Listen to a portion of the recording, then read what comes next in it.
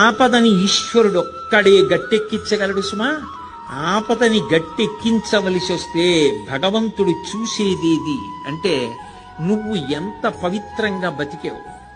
నువ్వు ఇతరులకు హాని చెయ్యగలిగి ఉండి కూడా చెయ్యకుండా నువ్వు నిభాయించుకున్న సందర్భాలేవి. నీ కోపాన్ని నువ్వు ఎలా నిగ్రహించుకున్నావు, ధర్మానికి నువ్వు ఎలా కట్టుబడిపోయావో చూసి పరమేశ్వరుడు కౌగిలించుకుంటాడు. కబీర్ దాస్ గారు ఓ మాట అంటాడు, ధీరే ధీరే రేమనా ధీరే సబకుచి హోయ్ మాలీసీంచే సౌకర్య ఋతువాయే ఫల్హోయ్ అంటాడు.